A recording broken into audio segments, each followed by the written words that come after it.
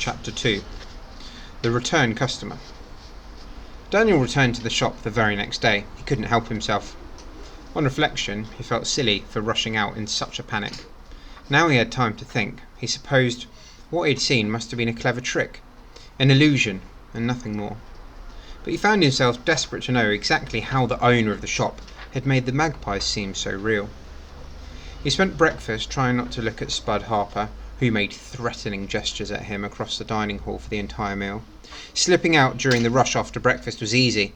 Lost in the flow of the crowd, Daniel darted along to the kitchens, where the back door was always open, to let out the reek of chef's cooking. The world was bathed in Sunday sunshine, the sky endless blue. Daniel retraced his steps from the previous trip, passing the butcher shop, breathing the smell of sawdust and raw flesh, and found himself back in the gargoyle-lined street.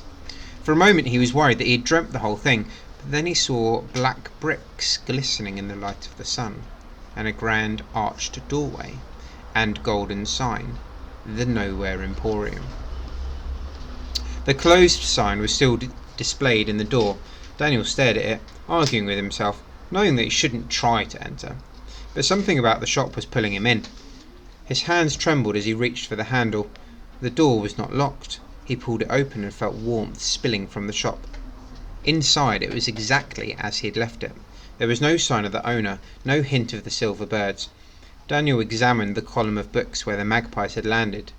Then, treading softly, he made his way towards the red velvet curtain, to the spot on the floor where the birds had fallen and smashed into rubies. The light in the place was dim. He had to drop to his knees to inspect the floor. Not a single ruby anywhere. The velvet curtains flapped and Daniel found himself staring at a pair of grey leather shoes. He looked up into the eyes, the colour of angry thunderclouds, eyes that did not leave him, not even for the briefest moment. Silence.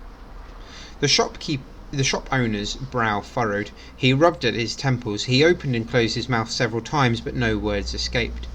He blinked, turned around, and retreated through the curtain. Then he poked his head back into the shop, as if checking to see if Daniel was really there. Eventually, he burst through the curtain and stood inches from Daniel, stooped over so that they were eye to eye. He smelled like the pages of old books. "How can I help you?" he said. His voice was calm, but the look in his eyes suggested that a storm was erupting somewhere in his brain. Daniel said. "I just wanted another look around. Is that okay?" The man craned his neck so that his face was even closer to Daniel's. He narrowed his eyes and whispered, "You remember this place?" "Yeah, I was only here yesterday." The man grabbed him by the wrist and rushed him over to the desk. "Have a seat," he said, pushing Daniel into a wooden chair. Sitting himself on his desk, he pressed the palms of his hands together. "What do you remember?" he said. "Tell me exactly." I remember everything. The books and the mirrors and the clocks. Meeting you. The silver magpies." The man held up a finger to quiet Daniel. His eyes were darting about the place. "How is this possible?" he said. "I'm sorry?" said Daniel in confusion. Have I missed something? How is what possible?" The man leapt to his feet. "Which children's home are you from?" he asked. St. Catherine's," said Daniel. "It's only a few streets away." The man nodded. "Have you ever noticed strange things happening around you? Lights flickering, mirrors smashing, that sort of thing?" "No." "Why?" "No reason," said the man, with a casual wave of his hand. Then he grabbed Daniel and pulled him from his chair, ushering him towards the door. "Listen, Daniel Holmes. We're closed, as the sign on the door so clearly states. So I think you should be toddling off home."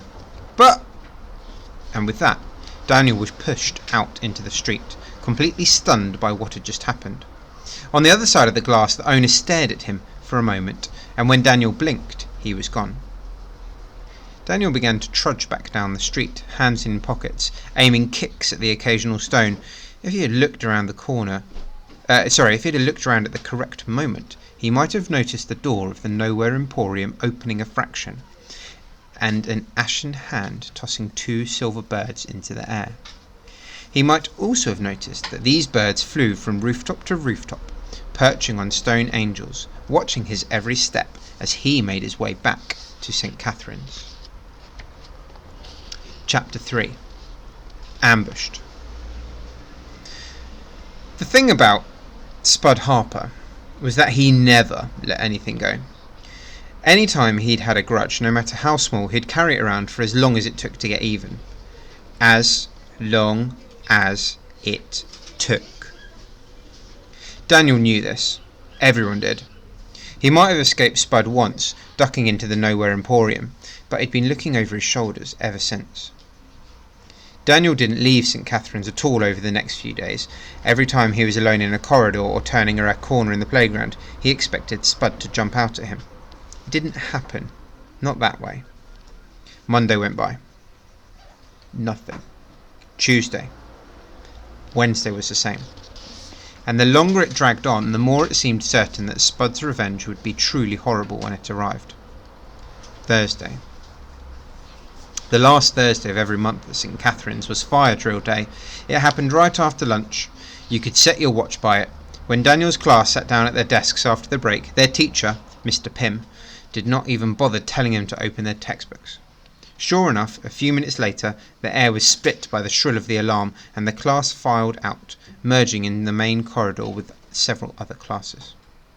Daniel's stomach sank to somewhere around his knees as he felt someone huge appear at his side. Smitty, the biggest boy in Spud's gang, smiled down at him. "Don't say a word, wee man, or I'll knock you out." He grabbed Daniel by the arms while the teachers were focused on getting the kids outside, and bundled him across the corridor to the gym hall. Spud was waiting in the centre of the hall. Smitty dragged Daniel towards him and held him in front of Spud, who stuck his freckled face right in Daniel's. "Thought I'd forgot about you, pal," he said. "Thought I was going to let you off with what you did." Daniel said nothing. He stared at Spud, hatred burning in his veins. "Here's what's going to happen," said Spud. "You're going to steal back all the stuff it took me so long to get back from the other kids. And if I don't, I'm going to smack you once for every single thing you cost me. That's a lot of punches, Daniel." Daniel stared around the gym hall. The door back to the corridor was blocked by another of Spud's gang playing lookout. No escape that way. But the back door, the one behind the stage. Daniel brought his foot down as hard as he could on top of Smitty's. He heard the big guy howl in pain, felt the grip of his huge arms soften. Daniel managed to squirm away, taking off towards the back of the hall. "Hey! Get back here!" Daniel ran up the stairs to the stage. He ducked through the curtain, the sound of Spud's trainers on the boards just behind him, down another set of steps and out to a narrow corridor. "Not this time, Danny boy!" yelled Spud. "You're getting it!" Daniel ploughed on, his feet barely touching the floor as he ran to the end of the corridor and burst through a fire exit to the car park at the back of St. Catherine's.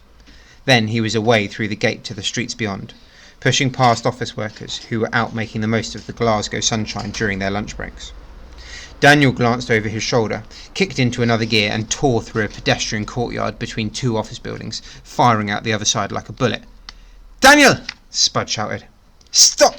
You're gonna get—" The tail of Spud's sentence was cut off by the blast of a car horn, and Daniel realised, in one of those strange instances when time seems to slow down, that he'd run out onto a road. He heard the screech of tyres, saw the car coming towards him head-on, caught the driver's horrified gaze behind the windscreen. He knew it was too late to stop, knew he was not fast enough to keep going. There was no doubt in his mind that he was going to die in the street. A flash of silver in the corner of his eye. Someone pressed the play button on the world. Everything screamed back into life. Before the car could hit him, something else did, knocking him sideways. He landed heavily and stared up through blurred eyes at the cloudless sky. He was aware of someone standing over him, a person in a grey suit. Whoever it was, they were talking to him, but the voice was very far away. The only thing Daniel wanted to do was go to sleep. The world around him was lost to blackness.